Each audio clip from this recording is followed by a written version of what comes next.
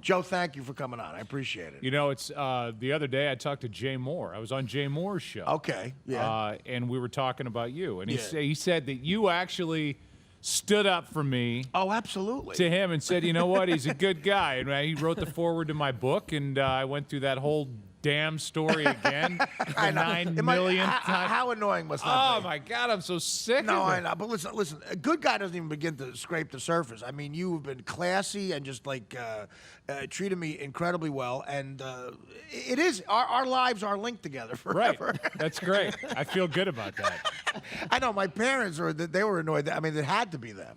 But this is like this was fate for us. But It is. I go back over that night, and I got to say, I do think, and you're very nice to me, saying that I didn't do anything that wrong. But I did in the sense that I went overboard. I went too far. It was HBO, and I thought I could be rated X, really, and that was the wrong call.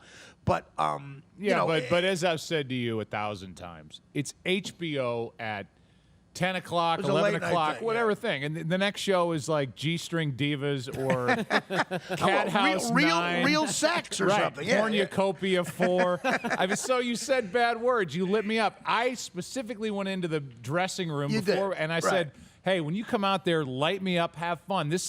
That was my aim for that show, is to be edgy. And, you know, I really hoped when that thing was over, their response was going to be, hey, tune in next time. Who knows what you're going to see? Yeah, exactly. And I Right. basically had to threaten to quit to get that little thing we shot in Right. Times Square to lead off the second show, which... People don't remember that I'm on the second show. Yeah, you asked me if because I really felt terrible. You've developed a great impression of me along the way, by the way. They're like, look, man, I'm sorry. I called. okay? Wait, well, let me set this up. I called him up and left him a voicemail. And here it is. What is it? He goes, hey, man, I'm sorry. I'm a comedian, man, and I got the first laugh, and I went a little overboard. And I never want to be in the way of somebody making a living, so anything I can do, I'm there for you, man. I'm sorry. It's really good. And so I was like, I know what you can do. Come on the second show. Yeah. So we shot the beginning of the second show, but it really look, live television, and everyone I've talked to, everybody in comedy, Dennis Miller came on this show and said that's what it's about. Like, awkward television is fantastic. Yeah, everything else is boring. Right. It sucks. I don't want to do it. And quite frankly, that night, listen, it is so difficult to make a boring guest exciting. And I know you're a good man, and you're probably never saying this, so I'll say it.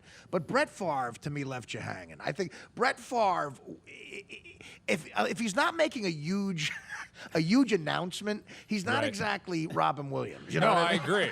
I agree. And I think you guys thought maybe, because it was one of those 2 million times where, is he going to retire? Is he not going to retire? Right, And I think but you guys, it was a big deal because he hadn't talked to anybody at that point. That was the only time I've massaged an interview and said, look, I checked in with him every 4 weeks. I was like, you still going to come? You still going to come? Because he didn't Right. talk to anybody Yeah. before he decided he was kind of going to come back and go to the Vikings. Right. So that there was news there, and it led off, it was on The Crawl, on ESPN and all that stuff. So Yeah. there was news there. But, yeah, I mean, Brett's just dry, and Brett was guarded.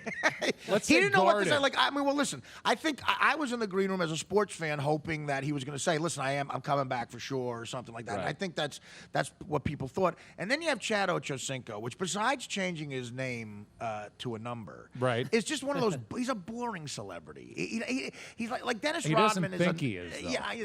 You're Which right. is worse. Yeah, exactly. I don't know if you heard this. I'm to try to get laid as much as him. I'm changing my last name to my cholesterol level in Spanish.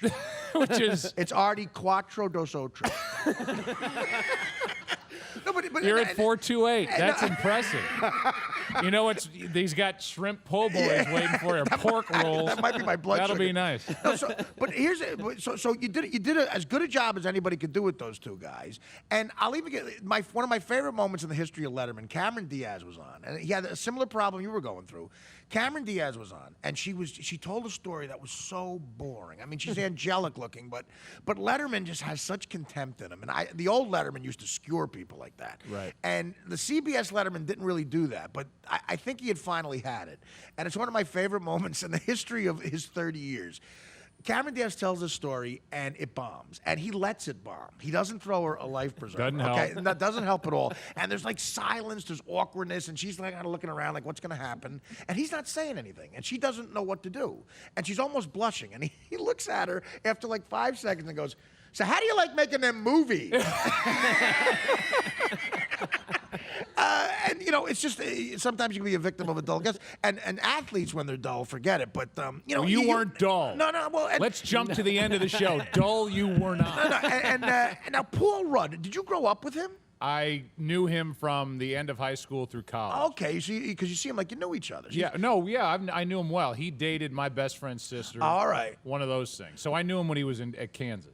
Okay. So you didn't know him from St. Louis. You knew him. Okay. He grew up in Kansas City. He went to KU.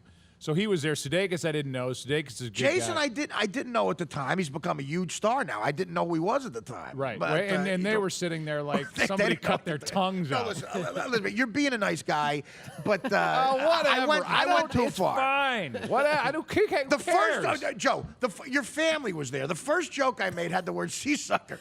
Right. Right. So I had a lot of questions.